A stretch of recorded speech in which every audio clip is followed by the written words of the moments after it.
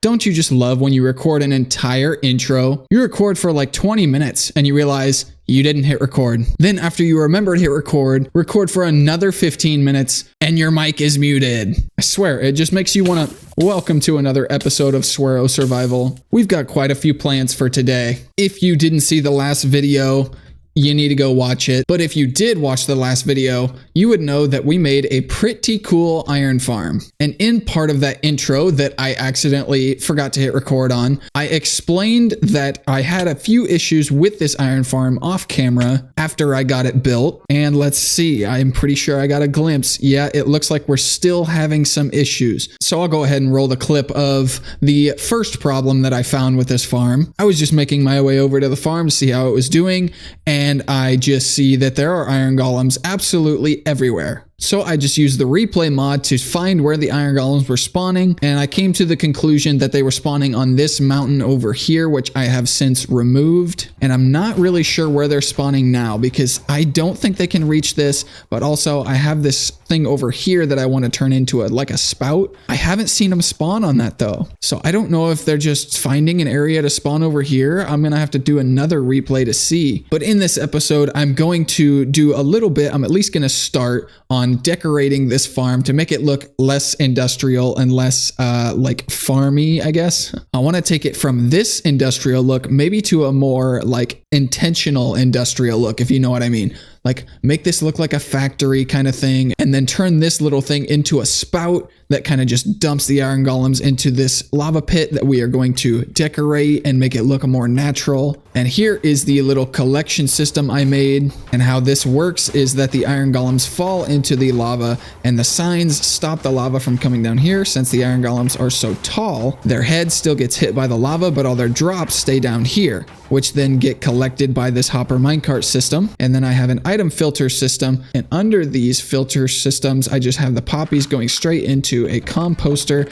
and then it turns into bone meal. And then I have the iron filters going right into a crafter, which is crafting them into iron blocks. And this looks like it's doing very well. And this is like the second iron farm I've ever made. The first, whoa, hey, you're a little closer, you need to get out of my face. And this is actually the first iron farm I've ever made in Java edition. I've only ever played Bedrock before this. So there are a lot of things that we don't have in Bedrock that Java has that are absolutely amazing, including the farm rates. That's enough blabbering about the iron farm. Now let's get into what we need to do for this episode. I have a few supplies here to start a bone meal farm, which we will get to shortly. But first, I think I want to go and kind of naturalize, I guess, this lava pit right here, because I think that'll be a fairly quick project. Famous last words. So let's go see what kind of damage we can do.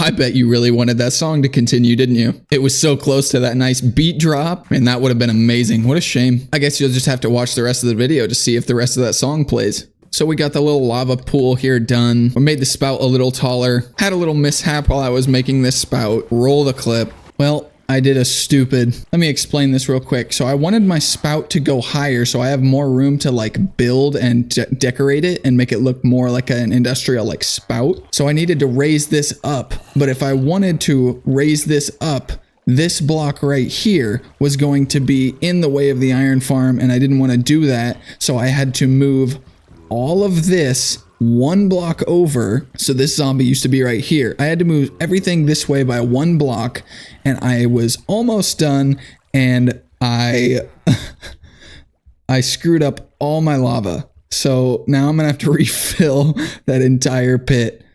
Oh no, I just remembered. I have had this thing backed up this entire time. This farm, oh no.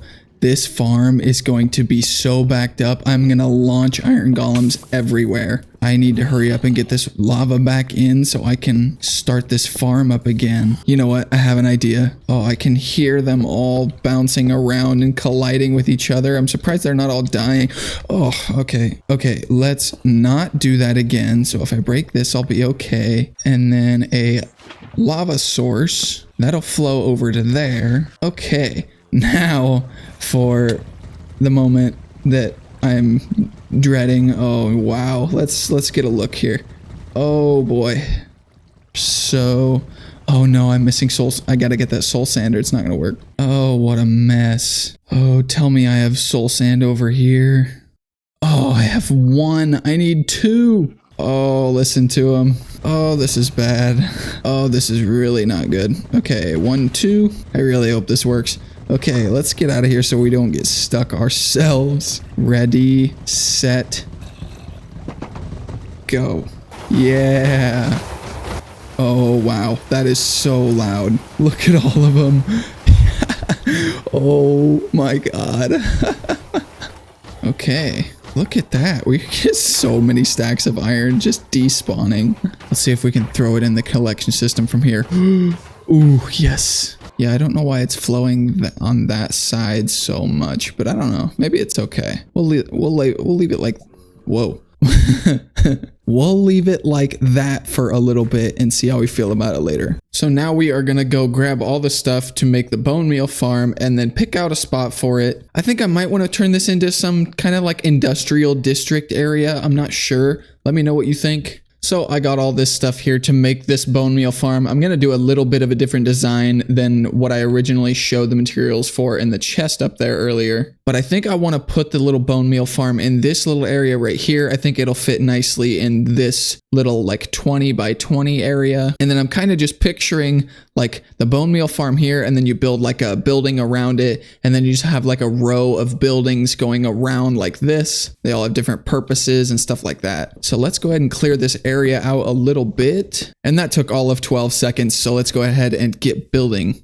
Okay, so this is the farm. I haven't even tested it yet, so we are about to see if it works. So basically how it works is there is a moss block right in the middle of all this stone, and this is actually a stone generator, if I can get the position right. There is some water under here, and it's in the middle, so it flows out, and then the lava makes stone. And then this little redstone clock right here will power the pistons, and that will push these pistons this way and then make all of this turn to stone. And there's a moss block here with a dispenser under it that is constantly dispensing bone meal into it. And then this little redstone circuit, I guess you could call it here, activates the trap doors, which then lets the water flow this way into this water stream that flows all of the drops into these hoppers. And then this hopper line goes into these droppers, which then shoot bone meal back up into the system, but it also takes some of it and puts it into our output chest. Fairly straightforward. I think it's a pretty cool design. I did not come up with this, by the way. I watched a tutorial. I will put the link to the tutorial in the description if you do want to use it. So let's turn this thing on and get it going.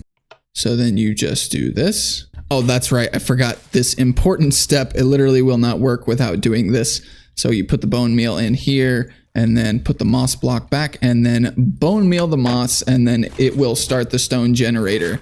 And there we go. So every so often that clock will run and it will bone meal that block in the middle and then make all that stuff grow up. And then once that happens, there's an observer under here somewhere that sees that, and then it opens up these trap doors so all this water can flood down into here and flow all their drops over into there. So yeah, I like the design. I think it'll be efficient enough for what I need it for, and I will just have to come back later and decorate it, make a little building around it. And I think it's like the perfect size just to put a little cool looking building that I can put a little bit of detail into. So on to the next project for this episode. Well, it has been a long time since I've been able to actually record since that last clip you just saw. So I've done a lot of work off camera and I didn't want to do anything too crazy without being able to record it. So I just did a bunch of resource gathering, basically. So much resource gathering that I actually had my girlfriend join my world and just go get resources. Because yeah, I got one of those. I know, small Minecraft YouTuber, plays video games a lot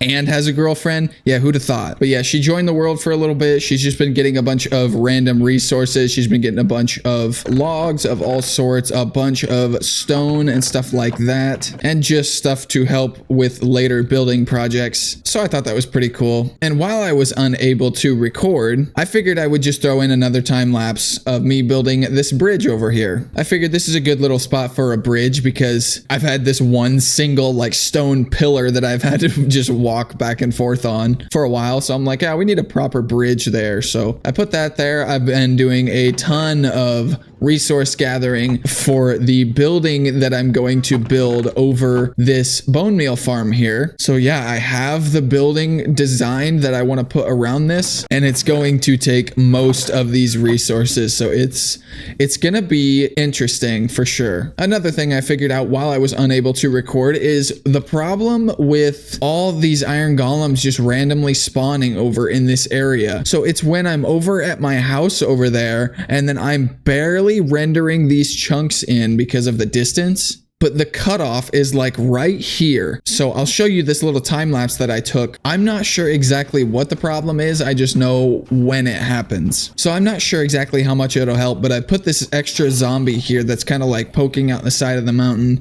Not very noticeable, but I figured if there's nothing I can do to prevent these iron golems just randomly spawning in this little area, I figured I would at least have them attract to a zombie right here to at least keep them in this area. So at least I can take care of them and I don't have to go run all over the place to go kill a bunch of iron golems that are just roaming around. So hopefully that works. I've already done it a few times and I really like to get this problem solved. So if you have any ideas of what that is, please let me know. I would really like to get this figured out. So yeah, that is enough blabbering. Now let's get into some new projects that we have been needing to start for a while. I got a little bit of a path going up this way. I still need to finish this, but yeah, I'm gonna make some sort of path going all the way up here from down there all the way up to this area up here where I have my villagers for trading. I have a very temporary inefficient cactus farm. I got my carrot farm, lava farm, villager breeder, and right here is an easy one that I made. This is just actually I can use this right now. Let's see if this works. I haven't tested this yet. Hopefully silverfish don't go absolutely everywhere, but it's for the content. All right, it looks like we are good to go. I'm not exactly sure where this armor stand goes. But anyways, if I knew where the armor stand should go, then this would be an XP farm because then I would be able to, kill the silverfish down here and get XP. I don't know. We will figure that out later. But anyways, another thing we can check down here is this hostile mob farm that I accidentally made. And I haven't checked this in a long time, so it might actually be running really well, or it might be absolutely horrible. So right here, I wanted to make a slime farm. Like it's in a slime chunk, so I could have some slime. So let me just come down here. So right in here, I originally made a slime farm. So this was all lit up and it's pretty small. Usually there's a lot more layers to this, but slimes, when they're not in a swamp, when they're just in a regular slime chunk, they only spawn below Y level 40. So this is just below Y level 40. It wasn't really spawning slimes very much up in these levels. So I just took all the light away and I just made it a hostile mob farm. And as you can see, these allays have different items in their hands. So they will pick up whatever items they are holding. So rotten flesh, and you saw the guy with arrows. This guy's got bones. This guy's got gunpowder. One guy's got slime balls. Almost every drop that is possible from this farm, they will be attracted to this note block here, which is silent. You're not hearing it because of my player head that's on it. And they will throw their items at this note block, and then the hoppers will collect it, and then they will go down into this collection system that I have. And moment of truth, oh, it's actually working pretty well. I've basically been only wanting this for the gunpowder and the slime, but we're accidentally getting some glow ink, which is pretty cool. Yeah, I actually like this a lot. This actually worked out pretty well. That was actually one of the things I was gonna make, is a gunpowder farm. So maybe we can check that off the list for now. So that is a huge source of gunpowder, which is going to be phenomenal. I've been slowly farming sugarcane so that whenever we go to the end, which is going to be very soon, probably not in this video though. That way I have plenty of rockets by the time I go to the end and want to get a bunch of end city loot and get elytra and stuff like that. So this is going to be perfect. So I think it has been enough time since I said we need to start a new project. And since it's been so long, I think I'm just going to get into another build time lapse. So what I think we're going to do is start building this building over here that's going to go around my bone meal farm that I made earlier in this video. And I'm going for kind of like an industrial look here. I want to have this entire area, everything in this general area, just to be industrial and look like it's a big factory. It's all contributing to the same kind of thing. And every building is going to have a different purpose. But anyways, yeah, let's start getting into a time lapse of building this kind of building or factory that's going to go around the bone meal farm.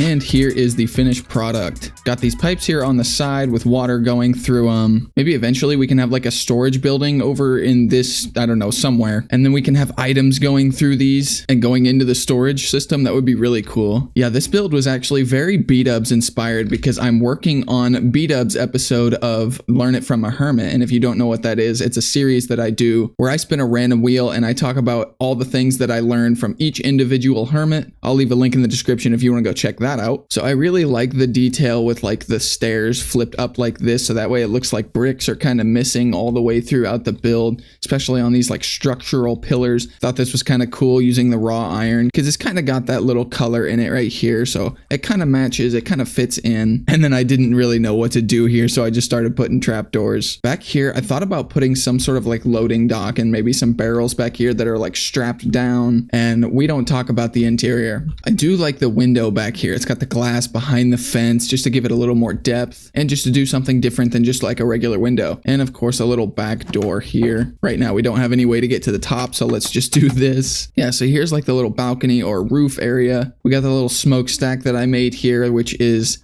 as you can see, when smokestacks are used, they get kind of like worn or like darker at the top because of all the stuff that comes out of them. So I thought that was a nice touch. And then we'll have to add like an upper floor here, maybe put some like barrels or storage, I don't know. But yeah, this is one of those buildings that doesn't really need an interior, but maybe we'll do something with it in the future. And I seriously overestimated the amount of resources I was gonna need. I got all these before I had the design finished for this build. So the next couple things I'm gonna work on is, one is this pathway going up to my other area up here. And it's got a little bit of a difficult terrain to navigate through. So I'm gonna have to get creative here. But yeah, it's gotta come all the way up here into this area. So it's gonna be interesting to say the least. I think we did manage to get this armadillo XP farm over here sorted. So I think the armor stand goes here. So if I splash an infested potion right here, I wanna make sure I'm not hitting the armadillos. So it looks like I'm okay. Now let me just do a little camera like so. There we go. Now I'm in the hole swinging my sword.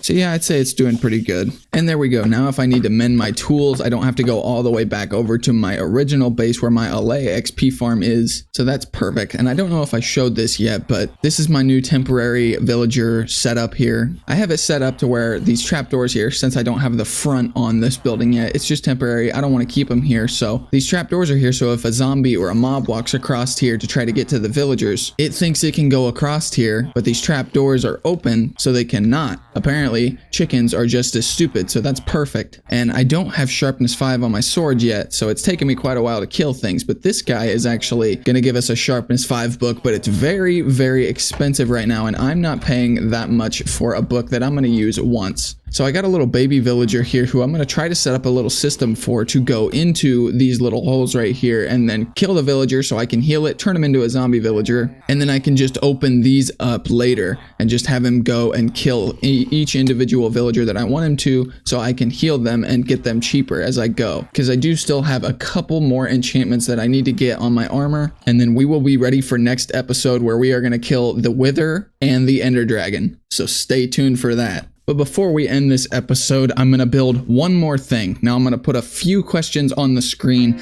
Now try to guess which one I'm going to build. You think you got it right? So if you guessed any of those, you were wrong. That's right, I am unpredictable, and that is why you should subscribe. You never know what you're gonna get with my videos. The next thing I build is actually going to be another farm, because as the title suggests, I think the title suggests it, I haven't really came up with a title yet. You think I plan this stuff? I just make it up as I go. What are you looking at? Don't judge me for not planning things out of my videos. So with that being said, let's get into one last time lapse for this video. And if you've made it this far in the video, you are in luck, because here is that beat drop from earlier that I kind of left you hanging on. Here it comes. Are you ready?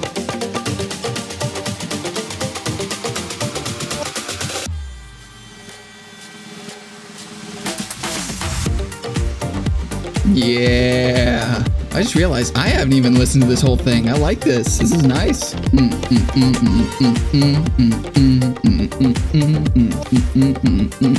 gonna have to use this in the future. So if you notice in this time lapse, I had to terraform a little bit, which seemed kind of pointless because then I ended up just digging into the mountain that I made anyway, or the hill, I should say. It's not really a mountain. So I built up this entire contraption that I designed myself, by the way. Then once I got it all built, I tore it all down, dug out a little bit more, and then rebuilt it totally differently. Well, not totally differently. I changed the design a little bit, but it's still supposed to do the same thing, just a little more efficiently. And look at the amount of zombies I had right here. I don't usually sleep when I'm building. This video is 12 times faster than normal speed, and all those zombies took that long for me to kill, so you know it took a while. Anyways, I'll shut up for the rest of this beat drop. You get a second one. Isn't that awesome? Just for that, I would subscribe.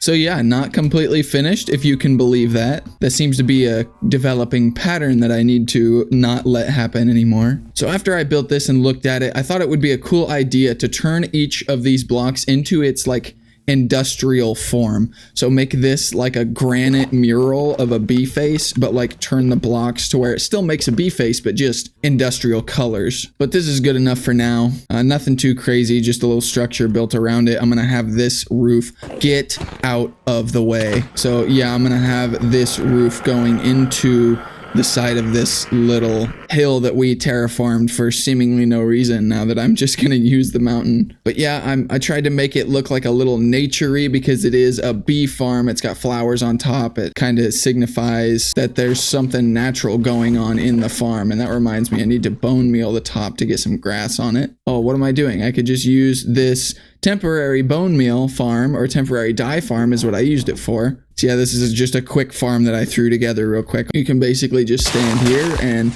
you can just hit this every second or so. And this was just a real quick design that I threw together because I needed the yellow dye. And then we should be able to come up here and bone meal that. Oh, that looks cool. I didn't even think about adding a flowering azalea, but pop that right there. That looks good. Is that gonna grow if I leave it there? Hopefully not, but we'll see. I'll give you a very, very quick rundown. This is a design that I actually...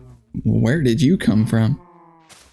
But this is a design that I actually completely came up with myself. As you can see, the bees are in here. Why is this here? Oh, this is the problem. This is the consequence of designing farms yourself. Why does that not get collected? But anyways, I will figure that out in the future, or I won't, and I'll just deal with it. But here's how it works. I thought this was really clever. So the way that the item frames, you can do this little trick where you put a lever on this redstone lamp. You can do it on any block, I'm pretty sure, but you put a redstone lever there, and then instead of putting like an item frame here and an item frame here with an item in it signifying what this lever does. So when it's off, let's say it does one thing, or when it's on, it does something else. The only thing this lever does is just turn the auto crafters on that are right here. So you can just put this item frame on the block and then put this crafter in the item frame, and it looks like it's part of the lever. That's really cool. So it just basically saying that this lever turns the crafting system on.